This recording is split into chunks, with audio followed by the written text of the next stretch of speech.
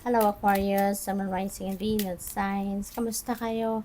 Sana ba'y nasa mabuti kayong kalagayan? Welcome back po sa Star Tarot.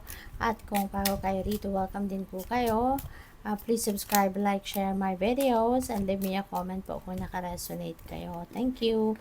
So first message ninyo is stillness. Reflect on this moment with love, kindness, and compassion. Ayan. So you are being asked here to put yourself in stillness, mag-solitude kayo, spend time by yourself, mag-me time kayo. Okay? Kasi baka pagod na kayo, 'di ba? Pagod na ang isip niyo, katawan niyo, 'di ba? Yung emosyon niyo, emotional aspect niyo maaring bombarded na rin. So, in order for you to to recuperate and rejuvenate, mag-stillness muna kayo. Put yourself in solitude, no? Para magawa ninyo 'yan. We have Gaia, connect to the pulse of Mother Earth. She will guide you through this time of change. Ayan. So, spend time kayo outdoors with nature. You know, kung meron kayong access sa park or sa dagat or kahit alin man, saan mang nature, take advantage of that opportunity.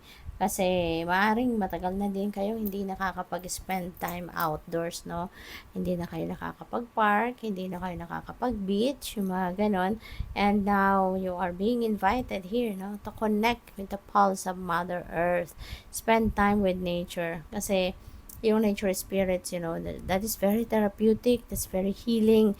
Makakatulong yan na gumaan-gaan ang inyong pakiramdam, makakatulong yan na makapag-de-stress kayo, yung ganon, okay? What else? We have freedom. Follow your heart and nurture your soul with love and freedom to grow. Ayan, so malaya naman kayo, no? Nasundin kung ano yung gusto ninyo. Sabi dito, follow your heart. Diba? Sundin mo kung anong gusto ng puso mo. Sundin mo kung ano yung makakapagpasaya sa soul mo.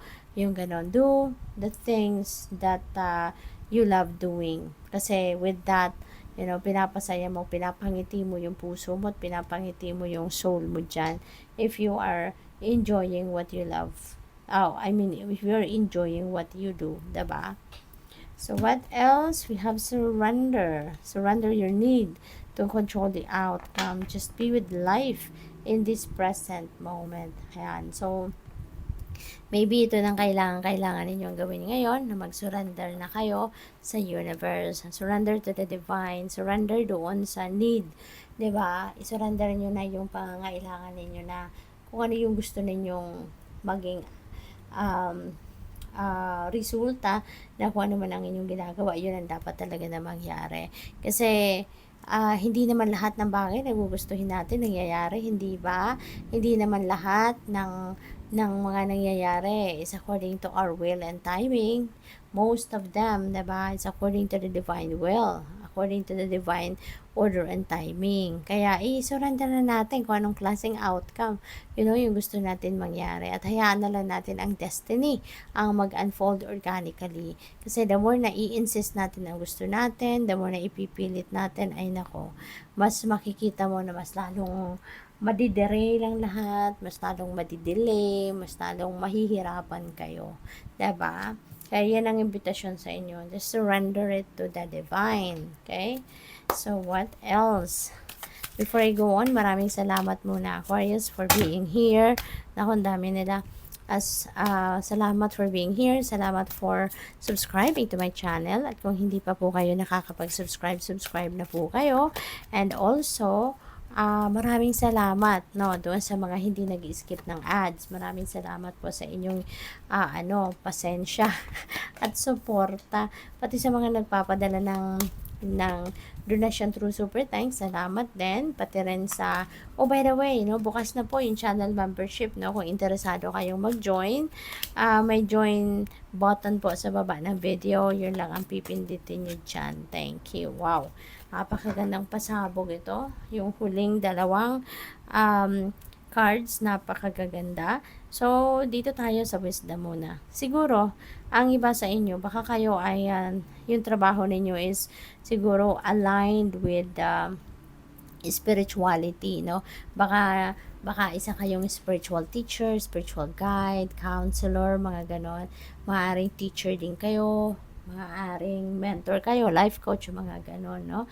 So, this is your light, no? This is your light, this is your radiance that you are expressing and sharing with other people, you know. Feeling ko dito, you are also sharing your wisdom, you are sharing the lessons that you've learned sa buhay ninyo in the past. So, maaaring yun ang ginagawa ninyo. Now, you are sharing your wisdom, you are sharing what you have, no, with other people. At nag-i-inspire kayo ng maraming tao.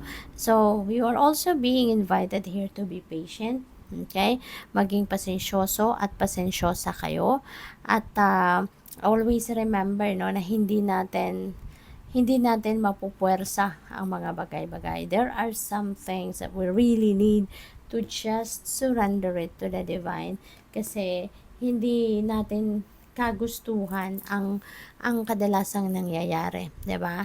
Things are happening according to the divine order and timing, hindi ba? Kaya nga minsan, kahit gustong-gusto natin na ganito ang mangyari, kahit anong gawin natin, hindi rin nangyayari, di ba? Kasi nga, baka hindi pa timing. It could be off timing, or it could be it's not for our highest good, kaya hindi rin pinapadala or hindi rin nangyayari sa buhay natin. Because God will never allow us to be in a situation na hindi naman natin ikakabuti, hindi naman natin ikakaganda. Kaya sometimes, kailangan natin na magpasensya. Huwag tayo magagalit sa universe, 'di ba?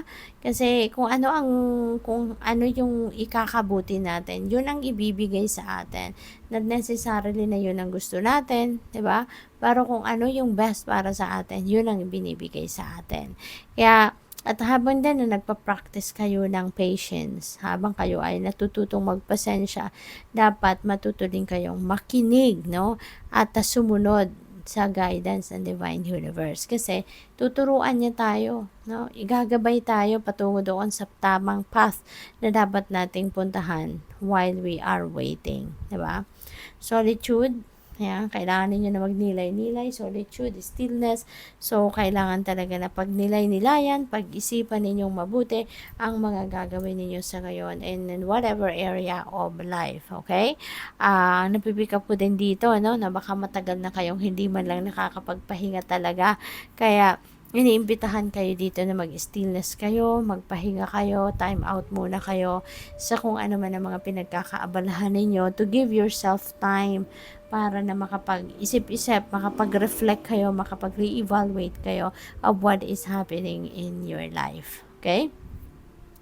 There is a little shake-up, no, na mangyayari or maaring mangyari sa buhay ninyo. Parang yuyugyugin kayo ngayon ng universe, ano. Mayroong mga pagbabago na magaganap sa buhay ninyo. At yung universe ang gagawa niya para sa inyo. The universe is going to bring change, no, in your life, no. Kaya maaring magulat ka rito, maaring mawindang ka rito, but you know what, kalma lang, okay? Kalma lang, huwag kang magagalit sa universe, huwag kang magtataka, no. Just embrace it, kasi always remember, no, na ang mga nangyayari sa buhay natin, that is part of the divine plan. And ang maganda rito, no, kahit sa una medyo mawiwindang ka, medyo magugulat ka, but whatever this change is, dadalhin ka nito, no, doon sa kung saan ka dapat mapunta. You will brought to a situation that is aligned with your destiny. Kaya at the end of the day, kapag nakapag-settle ka na doon sa kung saan ka dadalhin ng sitwasyon na to, you will be happy, you will be contented, no? You will be fulfilled. Kaya tsaga-tsaga lang, pasensya lang, no? So, we have prosperity begins. This is a new beginning energy. Si Destiny din, this is a new beginning energy. So, alam mo, si Destiny kasi, this is bringing forth a change, no, sa buhay ninyo. Merong mga pagbabago na magaganap sa buhay ninyo rito. You're going to start something new in your life, no? Kasi, the destiny is also at play talaga sa ngayon. Babaguhin niya ang inyong sitwasyon for the better.